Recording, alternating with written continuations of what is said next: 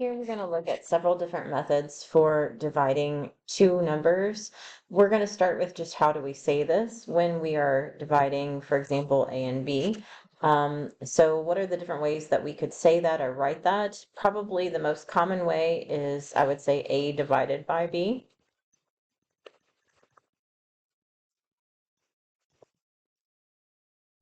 But there's other ways we can say that as well, and you want to be careful about the order in which you say those in. So another way we might say that is divide. We might just simply list them, A and B. Typically, you would list them in that order, though. You would not say that as divide B and A, even though technically you are. We could also say that we're going to divide A by B, and it would definitely not be correct to say we're dividing B by A, right? We could also, in terms of, are there ways that you could list B first? There are. You could say B divided into A. So in that instance, you would say the second one first, right? So if that were a number instead of B. And then you could also just talk about the answer. So even though typically the answer to a division problem is called a quotient, and typically when we say quotient, we mean the answer, we could talk about the problem itself representing that answer, representing that quotient. So you could also say the quotient of A and B. So when we have a division problem like this, we would say the first number, which I'm representing here with capital D, that represents the dividend. If we were going to do this with a long division bar, right? So a long division bar looks like this, where it's got like this little curved part here and then the straight part here. There is no like little kickstand or check mark there, right? So that if you did that, that's a square root, right? So you should not have that little heart to it. But the dividend, or the first number, needs to go underneath the division bar when you do that. And then the second number, the number you're dividing by, that one is the divisor, and that goes on the outside of your division bar. And then once we find the answer to a division problem is called the quotient, which is represented here by Q.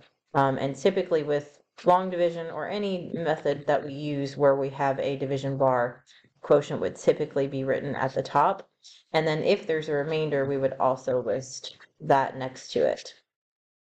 So you can see like here, I could say this as 20 divided by 5, or I could say divide 20 and 5, or divide 20 by 5, or 5 divided into 20, or the quotient of 20 and 5. So those are all different ways that I could say that same thing, and I can see my quotient is 4, and this is what that would look like with our long division method. For 48 divided by 9, we would say that 48 is our dividend and 9 is our divisor. 9 goes into 48 5 times, and 5 times 9 is 45. So when you subtract, you get a remainder of 3. So here we'd say our quotient is 5 with a remainder of 3.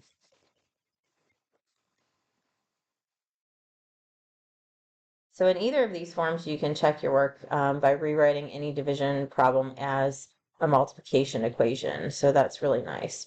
And then we're going to talk about division and zero. So what happens when you divide and you have a zero in your division problem? So this is going to depend on whether you have zero objects or if you're trying to divide them into zero groups, right? So if you have zero objects and you divide that into groups, that just means that you would have zero groups, right? So I'm sorry, zero objects in each group. Sorry, that should say zero objects in each group, right? So if I started with zero objects, it doesn't matter how many groups I divide them into, there's zero objects. So each group has zero, right? So the answer makes sense, but the answer is zero, right?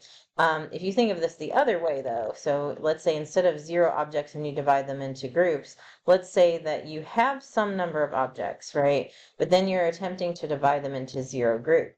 So, how do you do that? How do you take some number of objects and put them into zero groups?